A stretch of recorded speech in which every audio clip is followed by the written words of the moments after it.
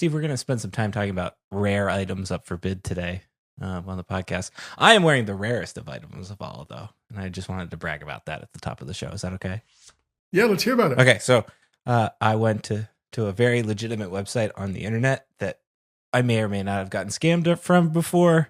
Didn't really get scammed because I got the jersey, but it is not the right color. This is one of the new alternate Penn State hockey jerseys.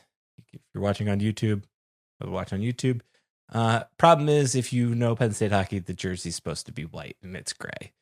So rare 1-of-1 jersey, but I think it looks great on me, right? Well, maybe I should order one and see if they give them the gray one. Yeah, maybe.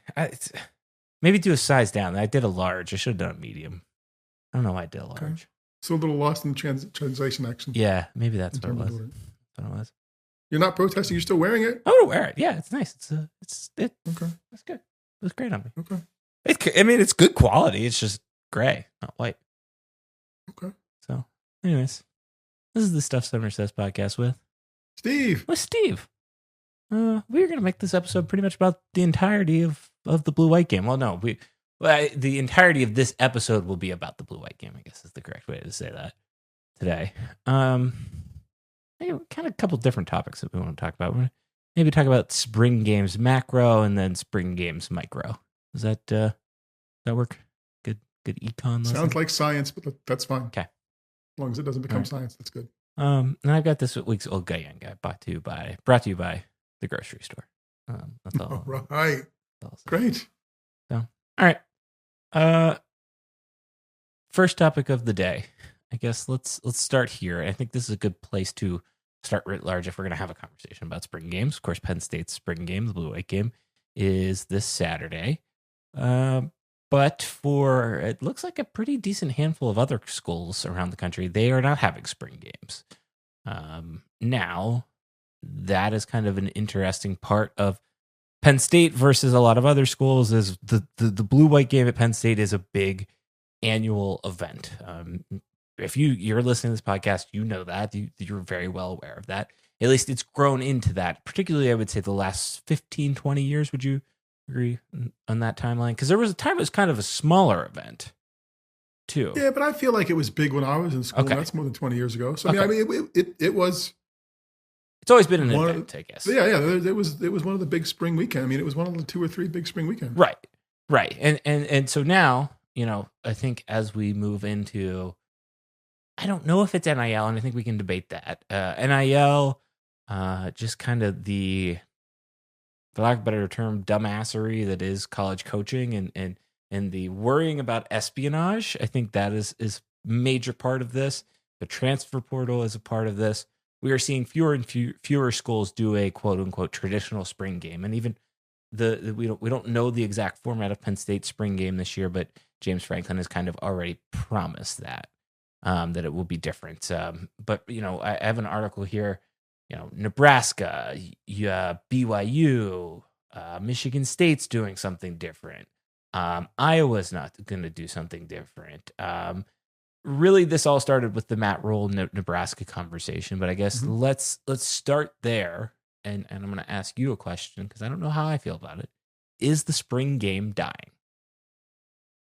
It's not well, but it's not doing well because of self-inflicted wounds and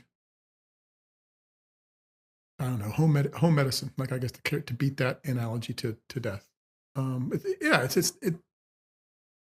People are overthinking this process, right? Like Coach Franklin mentioned tonight on his radio show, at least intimated that part of the reason that the game wasn't going to be televised was so people didn't see their players. Well, I think part of the reason is the construction, but part of the reason might be the players. I'm sorry, if you're a coach from another team and you were relying on a team's spring game to make a decision on whether or not you were going to recruit them, dumbassery, right? Like it's just that it can't possibly be that valuable in terms of recruiting or poaching a player. Health, Texas was the one that said, we played a lot of games last year. Don't know if we can play one more spring game. Nobody's gone out there and killed each other in a spring game in decades, right? So it can't be a health reason. And kids are blowing out their knees in practice or falling in their apartment or doing something stupid. It's all self-inflicted overthinking stuff. that's going to hurt these games, I think. I think that's about maybe a more succinct, polite way to sum it up than dumbassery. But yeah, I think that is what I have struggled with. It's all been very self-inflicted. I think this conversation, of course, all started back when Matt Roll was like, we had players that were basically poached because they were on display at the spring game. And I have a couple of issues with that writ large, and some of that is TV related. I think for the fact that let's take Nebraska, let's take Big Ten, SEC, and most ACC programs, right? They have a very healthy athletic budget with a very heavy portion of that for most of those schools that goes towards football. A flight to State College does not cost that much money in the grand scheme of things. Neither does a flight to Lincoln. Neither does a flight to any of these schools around the country.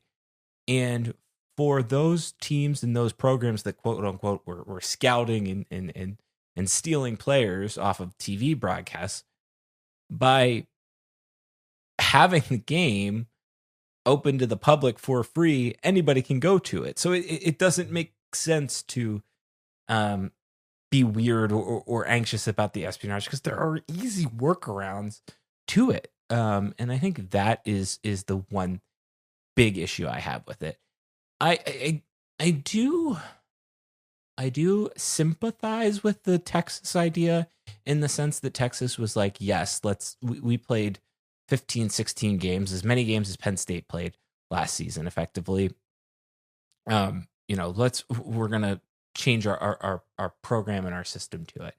And I kind of sympathize that, but then I thought about Penn State, and I thought about the fact that Drew Aller probably plays one series at best on Saturday, if they are doing traditional series. And then it's going to be second and third string guys that maybe even more so third and fourth string guys that aren't necessarily going to crack the roster. This might be their one chance for the next 2-3 years to actually play in front of a crowd in Beaver Stadium. Or ever, really, looking at you, cool Chippy Alley, wherever you are. And I think what I struggle with that is like, it's just not logical either. And so much of this is silliness that is self-inflicted that frustrates me, because it's all being blown into a proportion that is just very unnecessary.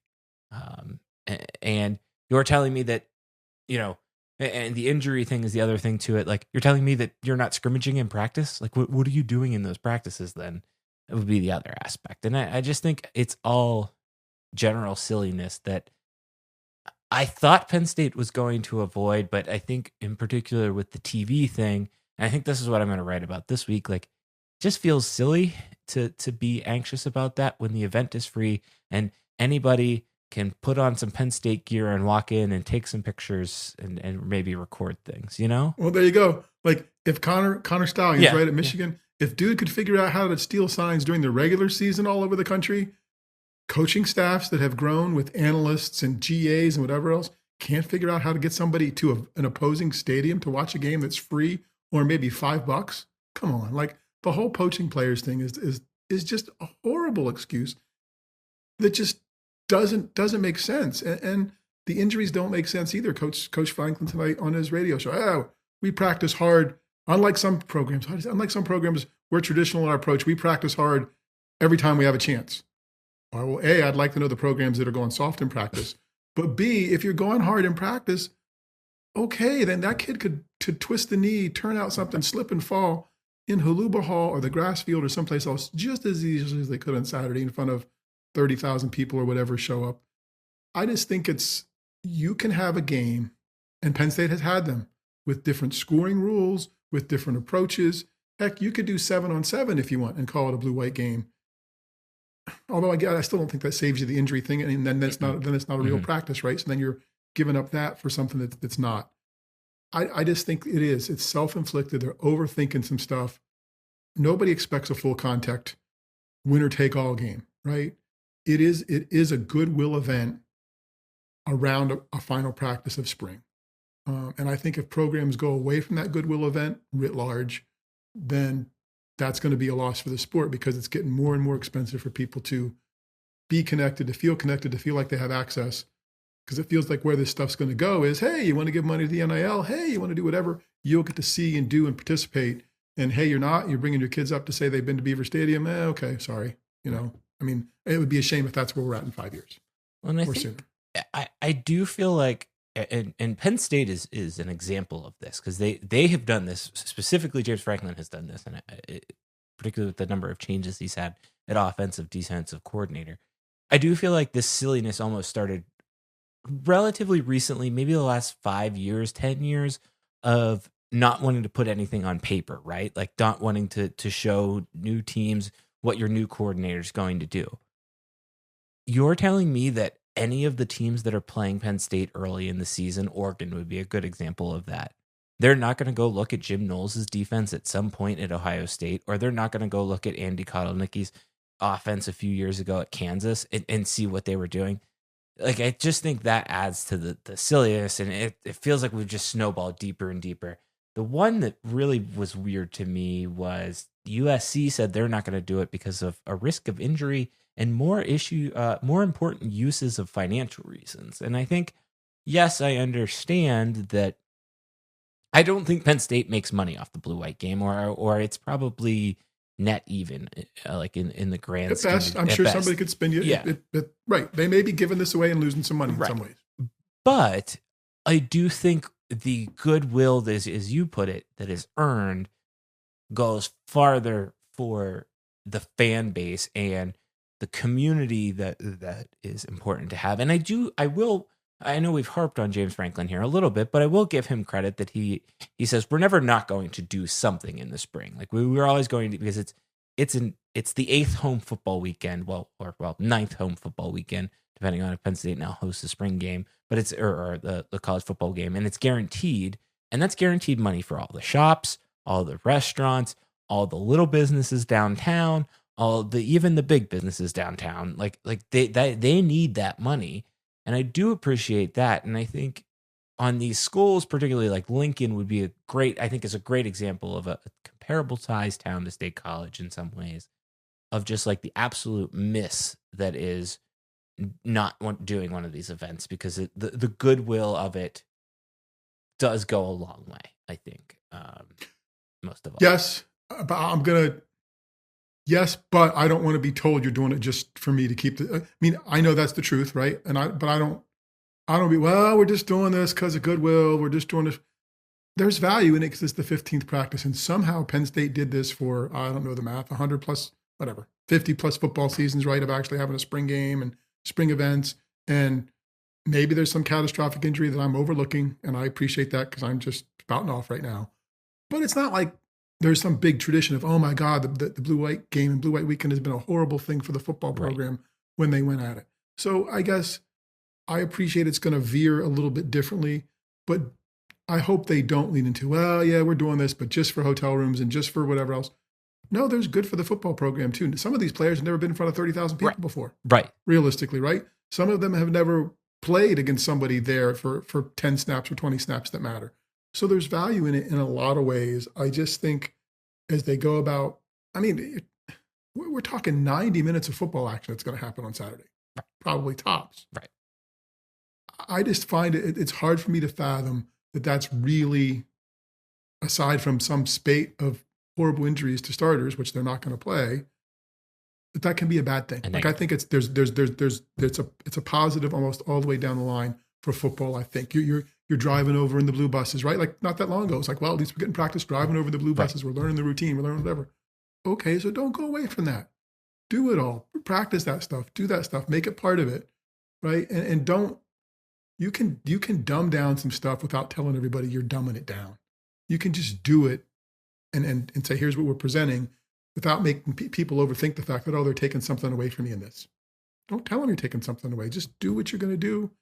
There hasn't been a fourth quarter or a meaningful piece of football late on a spring game in years, right? It's just and getting some people some reps. There never is, and I think that's an important element. And we'll get to kind of how we can fix this or how we would fix this, but I do think that's an important element here. Like, we kind of have to ask ourselves who this is for, and I agree with you that not only is it for the community, but I was thinking about the fact that like now players know how the pregame workout warm up works and how what time you go out onto the field before the game and this is how like I know it's little things like that, but making people feel comfortable. But then I think about the fans, and I think like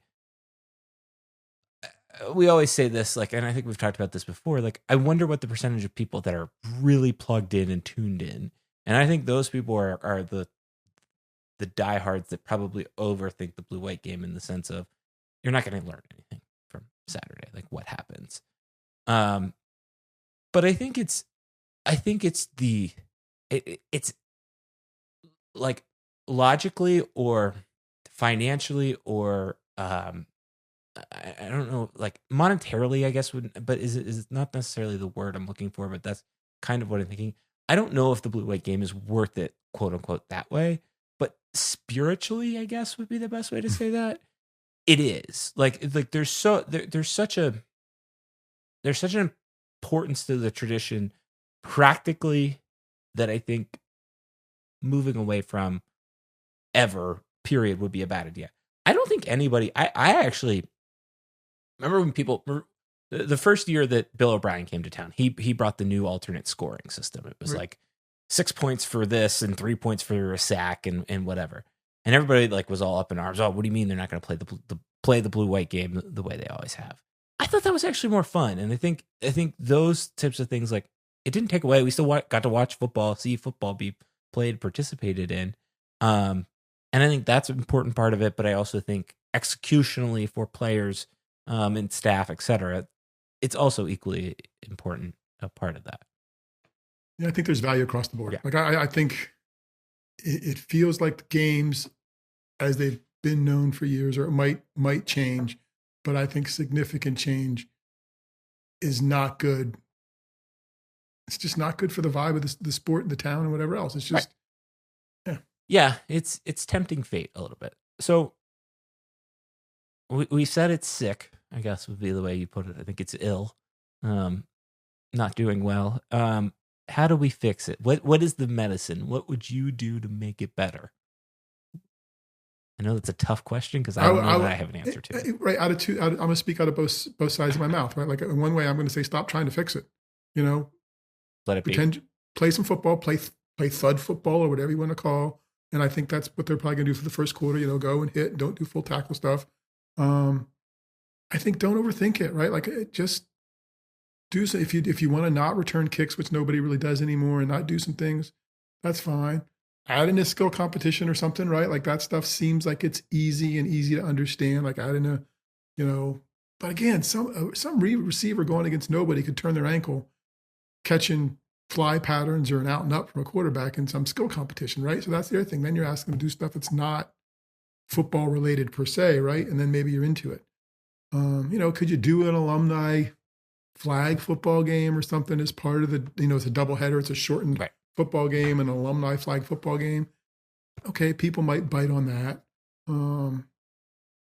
I think the other thing is keep it accessible. I think just from what Penn State's tradition is, and I know other places are different, but it is basically a free friends and families day in some ways. And I think that's important. Keep the connection. The autograph session that they're doing this year is they've done before. This year they're doing it a little different with people at different gates, which I understand breaking up crowds.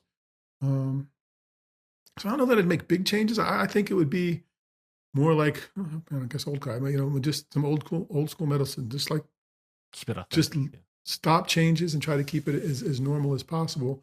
I think everybody understands that it's a much bigger business now than it was before, and stuff can happen, but stuff could have happened before, and stuff could happen on Monday with a kid on a scooter or hopping off a golf cart the wrong way or something else, right? So I think trying to do too much is the big concern.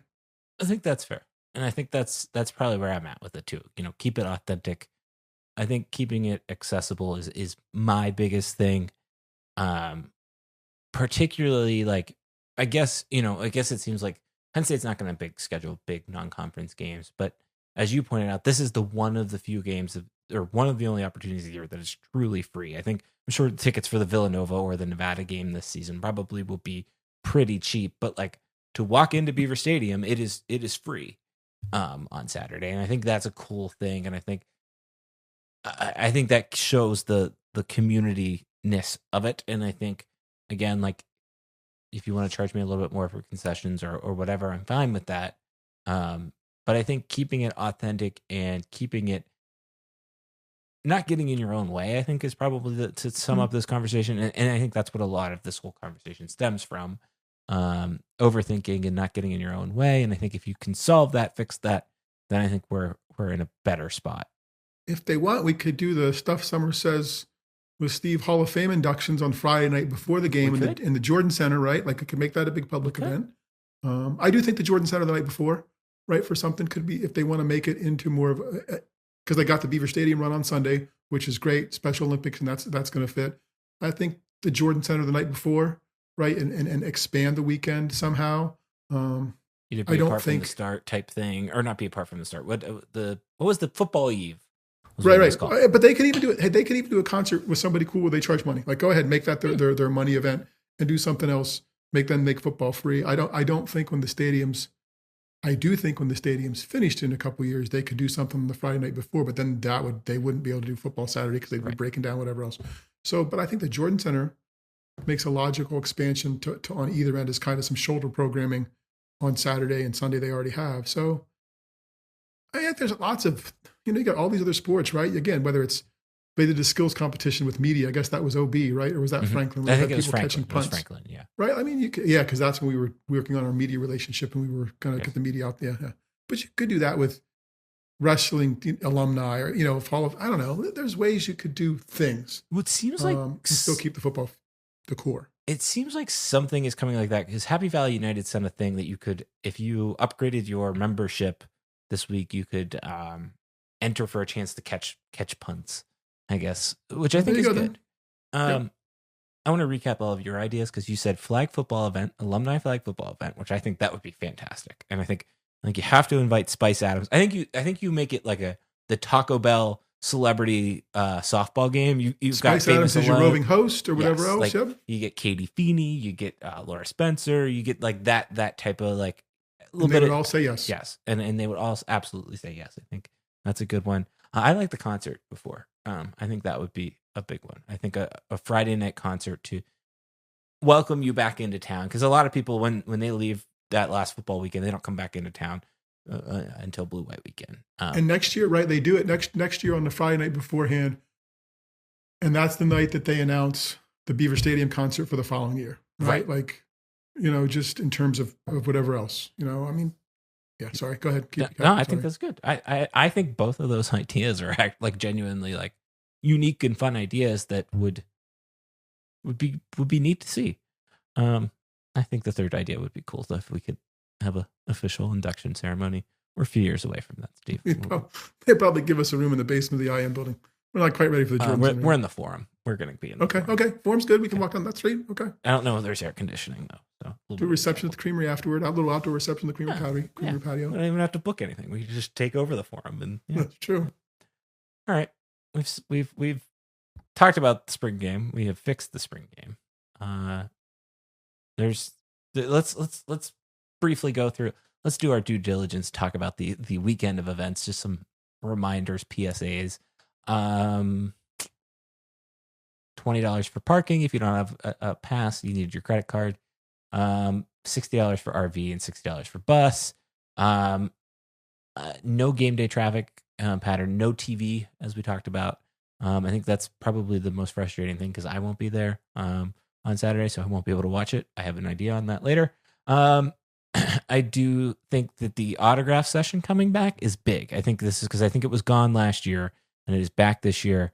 It seems like Happy Valley United or West Shore Home is sponsoring that. Some goodwill event there for all the people that are fired up about the stadium. That's probably going to be the actual biggest storyline of the week, is the first time we see that logo on the field. Yep.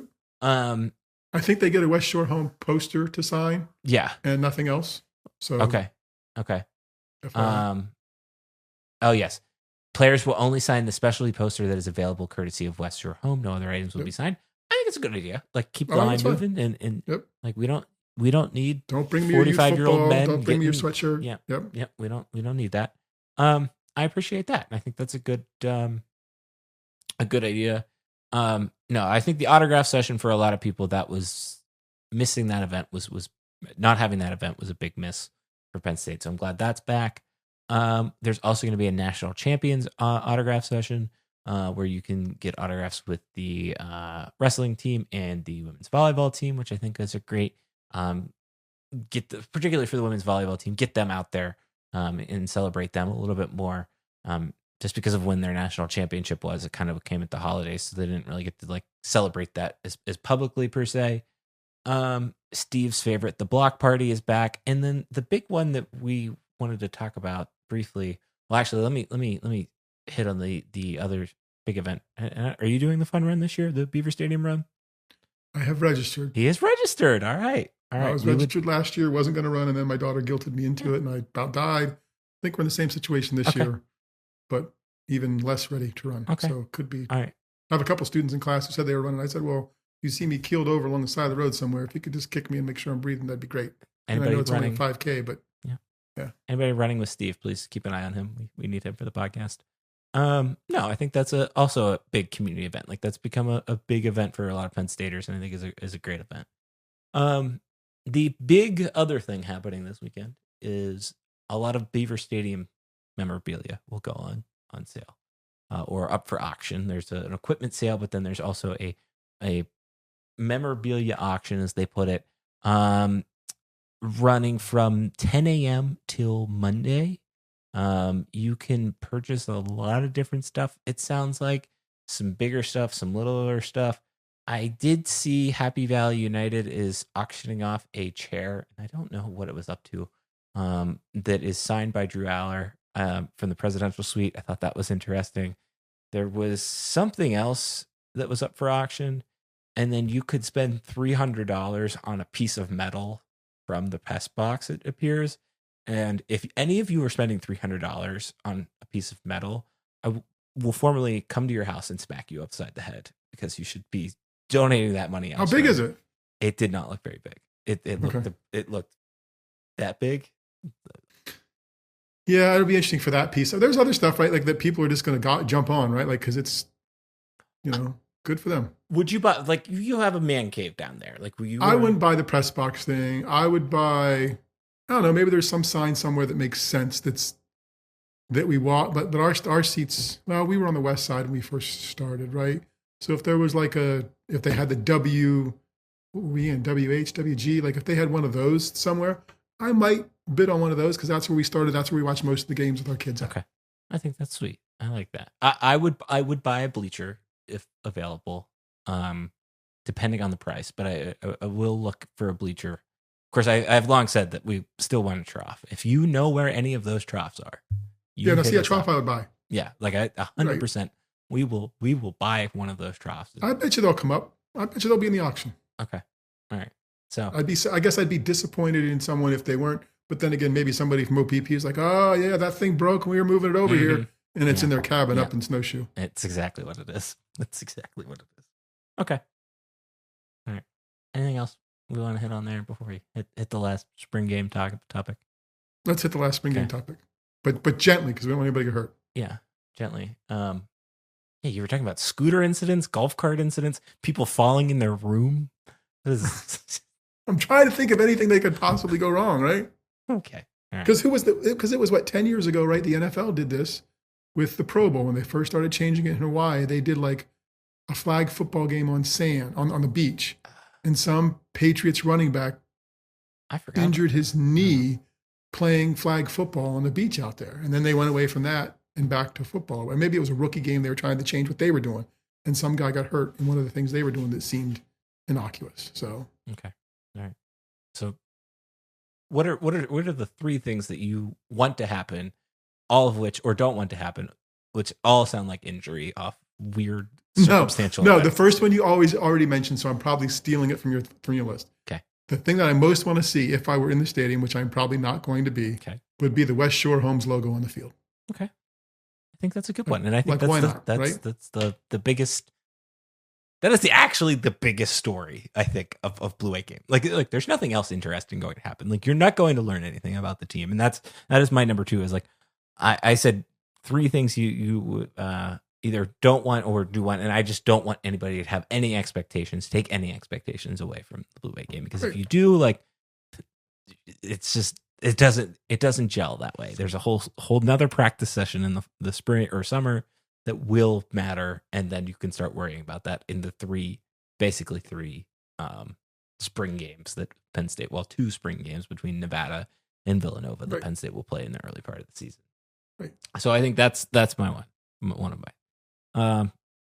What's your next one? I guess if I'll play off, I was debating which one of these I was going to use. So playing off not expectations, I think my other one is stadium related. Seeing the construction progress, Mm-hmm. like seeing the inside the stadium looking just totally different than anyone has ever seen it look before, right? Yeah. Nobody's going to go in that stadium and it will look different from anything they've ever seen it before. So I think that would be something else I'd want to see. Yeah, I was bummed that won't be able to like those pictures will be neat. Like I think that would be cool to see. I am interested the next time, like what it's going to look like coming up from the last time it was at Beaver Stadium, which was the last game, to when I was in State College, because they when we were there for over the winter, they had not done any progress quite yet. So yeah, interested in that. I think the other thing that I am interested in seeing or having or experiencing is someone getting in trouble for illegally streaming the Blue-White game. I think it's going to happen. Because really, they're just going to turn their phone around and go live on YouTube or Facebook, yeah, or Twitter. Okay, and then like I don't think it's probably going to be the guy from Michigan sending it back to other coaches someplace. But I had a thought, like, when they announced that the Blue-White game was going to not be on TV, aside from the fact that what's preventing Ohio State GAs coming in or Michigan GAs coming in, what is stopping someone from taking their phone out and recording or live streaming besides crappy Wi-Fi and cell phone service at the stadium? I mean, nothing. And then I like thought about it and I was like, they couldn't even stop Taylor Swift like fans from doing that during her concert. Like you could watch every single one of her concerts live on TikTok every night. And I think I wouldn't be surprised if Penn Staters aren't that dumb. That's all I'll say. See, I think it's more a construction thing that there's no TV. Like I think it's more of there's no high center camera, there's no 50-yard camera, there's no camera spots, right? There's no press box per se. You got to flip everything around. I just think it's logistically more a construction challenge than it is you're not seeing our players. But again, if we're going to lean into you're not seeing our players is the reason we're doing it, that to me goes back to the self-inflicted silliness at the beginning of the podcast. Okay. Then I think I hadn't thought about the construction aspect because that is the main aspect of it. I guess that's where the TV cameras are. They're probably, I mean, I guess they're going to know. We still don't know where the press box is going to be next year. Right? I don't. Not that I'm aware of. No, not that I'm. I don't know if it's going to be a temporary one or they're going to try to work it in the president's suite again. But again, Penn State has the biggest credentialed media group. One of. And so that'll be something maybe we can get somebody to talk about as we get close to the stadium, like those logistics of it, or the season logistics of it, and considerations and things that they thought were going to work and not going to work. Because that's a lot of people to try to accommodate somewhere. Honestly, we should see what we can find out for this week. We'll reach out to some people. We'll shoot some emails. So there's that. What was your third thing? I think my third thing is what's one thing I do not want to see, and I'm not sure how comfortable I am with this not happening, but I do not want to see the fourth quarter flag. Okay, all right. I was going to be mean to you on my third thing. Now I can't. Now I can't be mean to you because I had your back on the fourth quarter flag. I appreciate that. I appreciate that. I don't want to see the fourth quarter flag at all ever again. Period. I was going to say, I want to see Steve on the Ferris wheel outside of Beaver Stadium, the Ferris wheel that not going to happen. Maybe in a couple of years when the kids are old enough to do it and I have to feel guilty that I got to take my grandchildren to the Ferris wheel. Because I'm not afraid to ride those carnival rides. Like, again, I could blow out my knee, do something else in the golf cart, a scooter, or whatever else. So the rides can't be that unsafe, right? Mm-hmm. It's the sketchiest Ferris wheel in the world. It really but it goes to all kinds of firemen's carnivals. I've seen it before. Only 5 people have died on it, so we're good. Well, what are you gonna do? All right, those are, you got all our 3 things. I think those are. Yeah. Okay. I think those are my 3. Okay. Sure. Anything else Blue-White related? No, neither one of us is going to be this. I wonder, now here's a number I don't know. When was the last time neither one of us was at a Penn State football game? It would have been the UMass game. The UMass, the really rainy game when I had COVID. I don't think. Okay. I think that was because that was right about the time you stopped going. Yeah, maybe. I'd have to go look at our. Did you go into Blue-White last year? Because I don't think I did. No, I had a conversation with my kids today. They're like, Blue-White. I'm like, well, yeah, I guess that's true. So last year, that's true. Because I'm like, we've been here since 1999, and even as a student, as a student I was in, I was working, but we've had more birthday parties associated with Blue-White games than we have had Blue-White games that I've actually seen football, right? Because we would do the kids' birthday parties during the Blue-White game because people were coming to town. It just worked. I'm trying to think. I think I went to every Blue-White game as a student, and I generally will go in even for just a quarter, just to watch some football and be in the stadium and walk around. I relied on Russ to give me information. Well, he's more diehard than I am. Like, he's going to go in here, just give me notes. Exactly. I'm surprised he hasn't been fired up about anything this week. If he's listening to the podcast, we love you, Russ. We love you. All right. This week's old guy, young guy. You ready? Brought to me by the trip to the grocery store. Yeah. You said. I was thinking about this. Are you weird about expiration dates? Define weird. This isn't that weird, but like I bought a quart of milk, and there was either May 1st or May 4th as the expiration dates that I picked the May 4th one. Well, sure you did. But like, what about like the milk that we had? The expiration date was, or sell by date, excuse me, was I think like the 18th, and I drank it on the 20th. Let's say. Did it taste okay? And it tasted okay, but like. Okay. That's pushing it for me because like that's that's for milk. For milk that's pushing it. For milk, sour cream, stuff like that. That's going to go. Like if I'm at the grocery store and they're sitting out, the milk's sitting out, like, and I can see the expiration dates on top of them, right? And sometimes the newer ones in the back, I'm going to pull from the back, right? I'm going to take just because. If you're telling me something that's in a can was expired in November, right? And we shouldn't cut open that can and use it if it's, I don't know, corn, green beans, I don't know what it would be, right? Like, it's in a can. Like, I don't think it's going, I mean, over a couple years, yes. But if I'm within a month or so in a can, I don't know that I'm dying on that bridge. Yeah. I mean, my kids are a little more freaked out about stuff quickly that way. And this was actually, when you brought this up, this was actually like a big blow up conversation with my father about 2 months ago about expiration dates. He was like, well, the government's not going to do these anymore because there's so much wasted food. That's going to be great. I'm like, you got to be kidding me, right? Like people want to know that that's safe and they actually look for that stuff, right? Like it's really okay for the government to do that part of it. Oh, there's waste in food. I'm like, I love you. And I didn't say it quite that kindly. But like, no. So, but yeah, for milk and stuff, probably pretty adamant. Lettuce other is stuff, the other one. Is the other one that I'm weird about. Like lettuce. What about, yes. Like it is that date. And anything past that, weird. And because I've been burned by it. What about salad dressing? What about a jar? We keep salad dressing for years. We keep, there is salad dressing from Barack Obama's. Okay, well, I'm just trying to think of stuff that sits in the pantry, right? That probably doesn't go bad if it's not opened up, right? Like, so yeah, I think it's, okay. Yeah, it depends on the item. All right. Yeah, I don't know that I'm like super weird, but I know, because some people are like, if it gets close to the sell by, it's going. Like it's No, and I'm trying not to become my parents with stuff, because we'll go to my parents and my mom will be like, there's a thing in the fridge. It wasn't very good, but you might like it. I'm like, what is that? I mean, we ate all of it, but I think it was a couple weeks ago. Still might be okay. Do you want to try it? No, no, I don't. Right. So I don't want to do that to my kids either. So I appreciate that. I appreciate that. Yeah. Leftovers is the one that I'm weird about. And part of that's just, I forget they're there. A lot of the times, most of the time. So how long do they get? You went to dinner last night. You brought home a half a quesadilla. When's the last time you can eat the quesadilla? I would just forget about the quesadilla and then not eat the quesadilla and then throw it away. So you're not a leftover person, period. No sense you bring the box pizza, home. Love leftover pizza. Would eat leftover pizza every single day of the week. How many days after you've had it can you eat it? Pizza? Yes. Like how many days is pushing it? Like 2 to 3. And it was in the refrigerator. Yeah, as long as it's in the fridge. Okay. Yeah. Okay, just checking.